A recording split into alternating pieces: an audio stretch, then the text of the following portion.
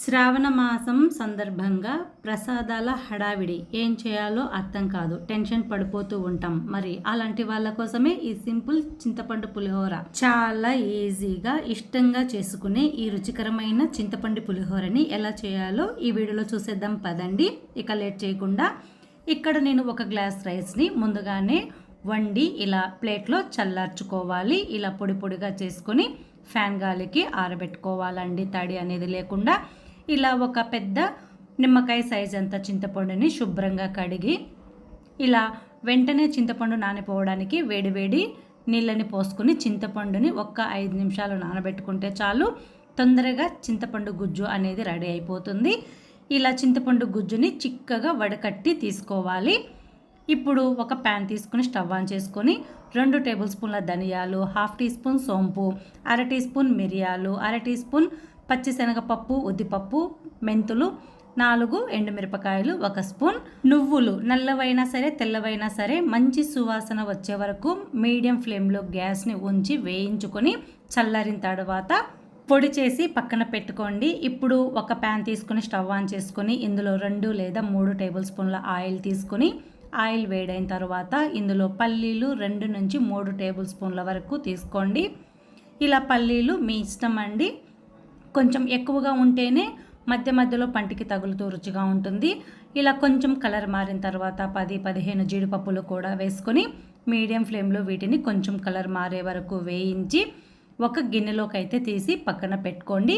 ఇప్పుడు అదే ఆయిల్లో 1 టీ స్పూన్ ఆవాలు, పచ్చిశనగపప్పు, ఉద్దిపప్పు, జీలకర్ర వేసి ఇలా కలర్ మారేంత వరకు వేయించుకొని ఒక ఎండుమిరపకాయని అలాగే 1 స్పూన్ అల్లం సన్నగా తురిమి వేసుకోండి, లేదా కట్ చేసుకునైనా వేసుకొని 2 రెమ్మల కరివేపాకుని కూడా వేసుకోండి.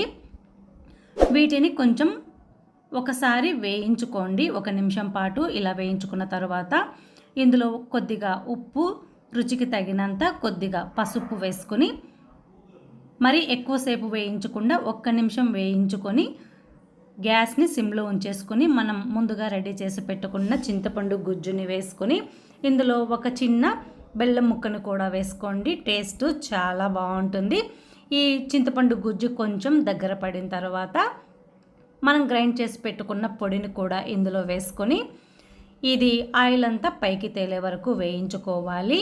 మీరు కొంచెం ఇది నిల్వ చేసుకోవాలి అనుకుంటే ఆయిల్ని ఇంకొంచెం ఎక్కువగా వేసుకోండి, ఆయిల్ అంతా పైకి తేలే వరకు.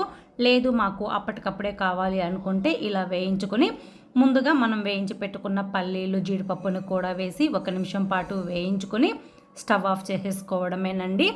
ఇప్పుడు ఈ చింతపండు గుజ్జు చల్లారనివ్వాలి. ఇలా చల్లారిన తర్వాత మనం ముందుగా చల్లార్చి పెట్టుకున్న రైస్ని చూడండి, ఇందులో తడి అనేది లేకుండా ఇలా పొడి పొడిగా ఉండాలి. ఇలా చల్లార్చుకున్న రైస్లో మనం రెడీ చేసి పెట్టుకున్న చింతపండు గుజ్జుని వేసుకోవాలి. ఈ రైస్ని ఇప్పుడు బాగా కలుపుకోవాలండి.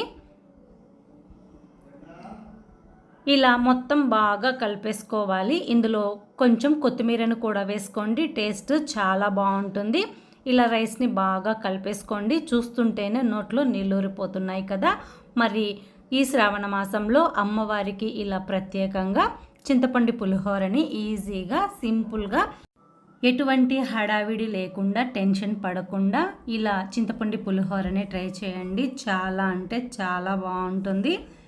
ఒక్కసారి ట్రై చేశారంటే మళ్ళీ మళ్ళీ ఇలానే చేసుకుంటారు, అంత రుచికరంగా ఉంటుంది. ఫ్రెండ్స్, ఈ చింతపండు పులిహోర నచ్చిందనే అనుకుంటున్నాను. ఫ్రెండ్స్, ఈ వీడియో నచ్చితే ఒక లైక్ చేయండి, షేర్ చేయండి మీ ఫ్రెండ్స్కి, మీ ఫ్యామిలీ మెంబర్స్కి. కుకింగ్ విత్ శిల్పారెడ్డి ఛానల్ని సబ్స్క్రైబ్ చేయండి ఇలాంటి సింపుల్ రెసిపీస్ కోసం. Thank you for watching video.